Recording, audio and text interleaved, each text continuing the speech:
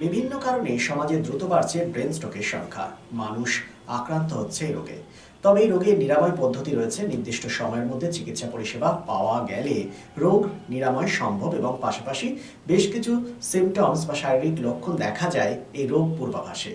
এই রোগ কতটা নিরাময় হতে পারে, সঠিক কোন ঠিকানায় গেলে এই রোগ নিরাময় হতে পারে, তা জানাবো আমরা।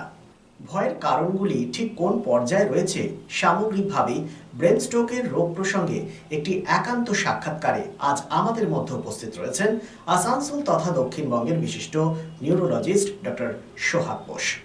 সাক্ষাৎকারটি দেখুন শুধুমাত্র এসবিএনে। আমরা কথা বলবো ডক্টর সোহাগ বোসের সাথে, এই দক্ষিণবঙ্গের মধ্যে বিশিষ্ট নিউরোসার্জন। আজকের বিষয়বস্তু যেটা হচ্ছে, আমাদের কাছে বারবার এসবিএন দর্শকরা জানার চেষ্টা করছে যে ব্রেন স্ট্রোক সম্বন্ধীয় যাবতীয় তথ্য, সিমটমগুলো কি কি থাকে, পরবর্তী পর্যায়ে কি করতে হবে, চিকিৎসকদের মতামত কি, এ সম্বন্ধে আমরা একটু আলোচনার চেষ্টা করবো এসবিএন দর্শকদের সুবিধার্থের জন্য। ডক্টর সোহাগ বোস, আপনাকে সাক্ষাৎকারে স্বাগত জানাচ্ছি। একটু ইতিমধ্যে আপনার বেশ কয়েকটি এপিসোড চিকিৎসা সম্বন্ধে আমরা টেলিকাস্ট করেছি এবং পাবলিক দর্শক সেটাকে খুব ভালো করে নিয়েছে এবং তারা উপকৃত হয়েছে। সেই প্রসঙ্গে আমরা জানার চেষ্টা করব যে ব্রেন স্ট্রোকটাও আজকাল খুব দেখা যাচ্ছে এবং খুব সময় দেয় না এই রোগটা। প্রথমেই বলবো যে এই রোগের প্রথমে কোনো পূর্বাভাস দেয় কি? হ্যাঁ, অ্যাকচুয়ালি এটাকে বলে ট্রানজিয়েন্ট ইসেমিক অ্যাটাক অ্যাকচুয়ালি। তো এটাকে প্রি স্ট্রোকও বলা যায় কোনো কোনো কন্ডিশনে। এটাতে দেখবেন কখনো কখনো মানে ব্লারিং অফ ভিশন হতে পারে কিছু সময়ের জন্য, নাহলে কিছু টাইমের জন্য, মানে for some minutes or maybe মানে 1 ঘন্টা এমনি একটা লস, মানে প্যারালিসিস হতে পারে একটা হাত কিংবা পা। তো আর তারপরে এটা ভালো হয়ে যায়। তো লোকেরা এটাকে না মানে নজরআন্দাজ করে, কেননা যেই ঠিক হয়ে যায় সিমটমগুলো, লোকেরা ভাবে পেশেন্ট ইজ ওকে, বাট এটাকে আমরা সাইন্টিফিক্যালি প্রি স্ট্রোক বলি। তো যদি এটা বাই চান্স হয়, সাডেনলি ব্লারিং হলো ভিশনটা, আর সাপোজ ফেশিয়াল অ্যাসিমেট্রি যেটাকে আমরা বলি, মানে ফেসটা একদিকে একটু মুড়ে বেঁকে গেছে, আর সাপোজ হাত বা পা অর বোথ যদি হয় কিছু টাইমের জন্য, আরেকটা স্লারিং অফ স্পিচটা একটু স্লার্ড হয়ে গেল কিছু টাইমের জন্য, আর তারপরে ভালো হয়ে গেল, তো এটাকে প্রি স্ট্রোক আমরা বলি। তো these are very vital science. এটা যদি মানে আমরা ধরতে পারি, তাহলে আমরা স্ট্রোকটাকে প্রিভেন্ট করতে পারবো, কেননা সবসময় prevention is better than treatment. And so prevention is our aim in society. আমরা যদি প্রিভেন্টিভ মেডিসিন বলি, তাহলে কেননা স্ট্রোকের দেখুন একটা তো মরবিডিটি আছে, একটা কস্ট আছে, একটা লস অফ ওয়ার্ক ডেজ আছে পেশেন্টের জন্য। তো prevention is always better. And stroke পরিমাণ পার্টিকুলারলি ইন্ডিয়াতে, আমরা যখন রিস্ক ফ্যাক্টরসে আসবো ডিসকাস, সো রিস্ক ফ্যাক্টরস যেগুলো ইন্ডিয়াতে অনেক হাই, অ্যান্ড সেই জন্য স্ট্রোকের অনুপাতটা বেড়ে বেড়ে যাচ্ছে অ্যাকচুয়ালি। মানে it is like a silent epidemic brain স্ট্রোকটা। হ্যাঁ, তো এটা হচ্ছে প্রি স্ট্রোক অ্যাকচুয়ালি। তো এই যে যে ব্রেন স্ট্রোকের কথা আমরা আলোচনা করছি, এটা সময় দেয় কি পেশেন্টকে? মানে এক ধরনের হয়ে গেছে, স্ট্রোকটা হয়ে গেল, তারপরে কতক্ষণের মধ্যে তাকে সেই নিয়ারেস্ট কোনো জায়গাতে নিয়ে যাওয়া যাবে? এটাকে অ্যাকচুয়ালি গোল্ডেন আওয়ার বলে। It is around 4.5 hours actually, maximum 5, but আমরা যদি চেষ্টা করি as early as possible, ASAP আমরা বলি এটাকে। কেন, একটা আমি জাস্ট অ্যানাটমিক্যালি বলছি, brain is supplied by actually arteries actually, মানে ব্লাড এর প্রবাহ নিরন্তর দরকার অ্যাকচুয়ালি টু দ্য ব্রেন। মানে oxygen supply has to be uninterrupted, কেননা the brain tissue is very susceptible to oxygen and মানে loss of oxygen and glucose. আর এটা ব্রেন যেরকম আছে, there are different segments actually, ঠিক আছে, and it is supplied by the arteries. স্ট্রোকটা কি নর্মালি কি হয়, এই যে আর্টারিগুলো হয়, একটা আর্টারি ব্লক হয়ে যায়। যেই একটা আর্টারি ব্লক হয়ে যায়, the part which is supplied by the artery becomes, মানে লস অফ ব্লাড বলে আস্তে আস্তে ওটা ডেড হয়ে যায়। ওটাকে টার্মে, মেডিকেল টার্মে সেরিব্রাল ইনফার্ক্ট বলে, অর ব্রেন স্ট্রোক। তো আমরা যত শিগগির ওই আর্টারিটা খুলতে পারি by medical means or otherwise, আমরা ব্রেনকে বাঁচাতে পারি, কেননা স্ট্রোকে টাইম ইজ ব্রেন আমরা বলি। যত শিগগির আমরা এটাকে ইন্টারভিউ করতে পারি আমরা তত শিগগির ব্রেনটাকে, কেন ব্রেন টিস্যু, যেরকম আমি আগেও বলেছি আমাদের অনেক ডিসকাশনে, কিছুটা টিস্যু আছে বডিতে যেটা ইরিভার্সিবল, ব্রেন, হার্ট, এই টিস্যুগুলো একবার গেলে আর আমরা যেরকম লিভার, স্কিন, এগুলো গ্রো করে অ্যাকচুয়ালি, ইন্টেস্টিনাল টিস্যুস, এরা অনেক ফাস্ট ইট রিগ্রোজ, কিন্তু ব্রেন টিস্যুস নেভার রিগ্রো।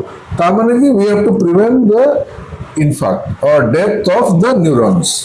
ঠিক আছে, এই ব্লাড প্রেশারটা মানে রক্তের উচ্চচাপ জনিত কি এই মানে ব্রেন স্ট্রোকের একটা অন্যতম কারণ হয়ে দাঁড়ায় কি? অ্যাকচুয়ালি দেখুন, রিস্ক এই যে আছে risk factors, high blood pressure is one of the risk factors. তাহলে what are the risk factors of brain stroke? Number 1 হচ্ছে ডায়াবেটিস মেলাইটাস, যেটা কি মানে ইন্ডিয়াতে it is very high, high blood pressure, dyslipidemia, যেটাকে আমরা বলি হাই কোলেস্ট্রল হয়ে গেল, ট্রাইগ্লিসারাইড হয়ে গেল, ভিএলডিএল হয়ে গেল, এলডিএল হয়ে গেল, এই যে ব্যাড কোলেস্ট্রল আর টোটাল কোলেস্ট্রল যেটাকে বলি, এইটা হাই থাকলে হয়। স্মোকিং, এক্সেসিভ অ্যালকোহল কনজাম্পশন, এগুলো হচ্ছে 5 risk factors of, and ethnicity.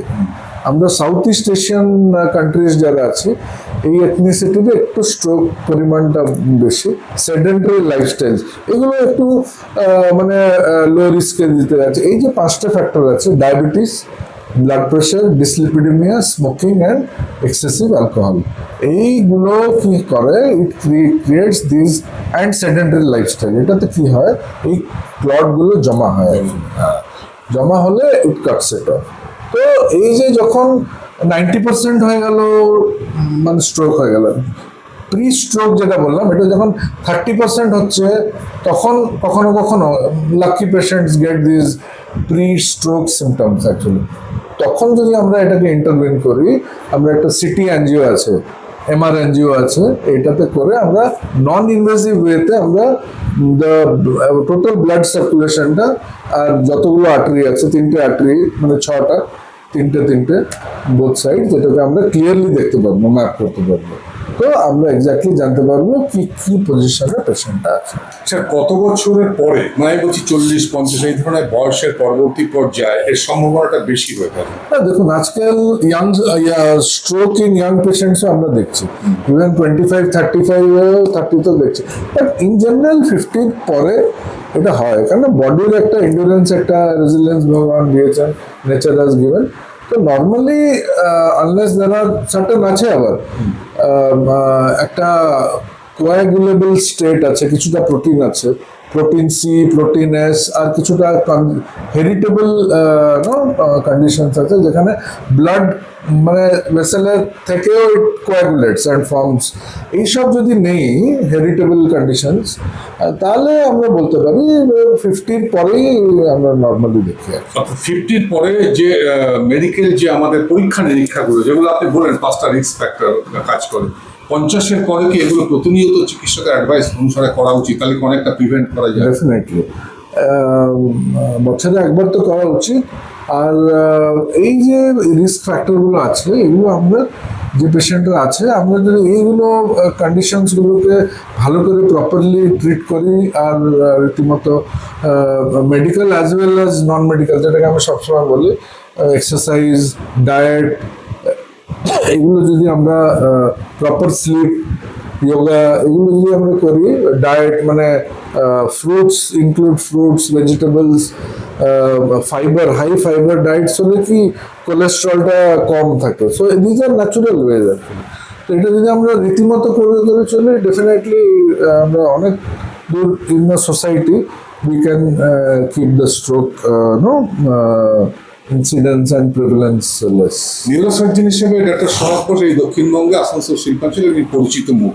যে সমস্ত পেশেন্ট এখনো পর্যন্ত স্যার আপনার কাছে এসছে ঠিক সময়ের মধ্যে, তাদের সাকসেস রেট তারা কতটা ভালো হয়েছে? মানে 90%-এর ওপরে, কারণ আমি তো আমাদের একটা পুল আছে, আমাদের একটা হোয়াটসঅ্যাপ গ্রুপ আছে পেশেন্টদের সঙ্গে।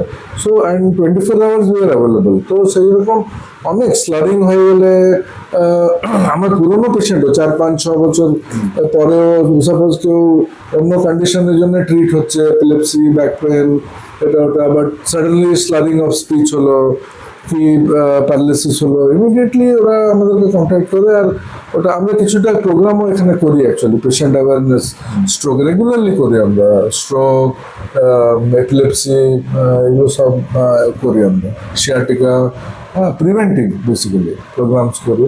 তো আমরা চেষ্টা করি এডুকেট করতে, ভেরি ইম্পর্ট্যান্ট অ্যাকচুয়ালি সোসাইটিতে।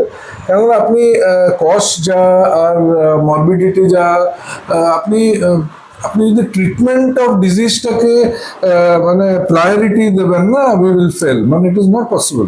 আমাদের মতন একটা মিডল আর লোয়ার ইকোনমিক মানে পপুলেশন ইজ ভেরি হাই। তো এটা করার অপেক্ষা যদি আমরা উই গো টুয়ার্ডস প্রিভেনশন, ওদেরকে অল ডিজিজেস অ্যাকচুয়ালি, তাহলে অনেকটা আমরা উই ক্যান হেল্প অ্যাকচুয়ালি।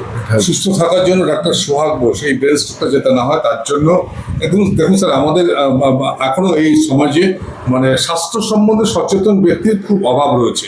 কিন্তু আমরা ডাল ভাত খাই, নুন ভাত খাই, কিন্তু প্রতিনিয়তটা সিস্টেমের মধ্যে থাকলে আমার মনে হয় এটা কম হতে পারে। ডাক্তার সোহাগ বোস কি অ্যাডভাইস করবে? না, আর একটা জিনিস বলে দেবো সকলকে, what are the symptoms actually, ঠিক আছে, একটা ক্লিয়ার কাট। হ্যাঁ, এটাকে আমরা ফার্স্ট বলি অ্যাকচুয়ালি ফেশিয়াল অ্যাসিমেট্রি।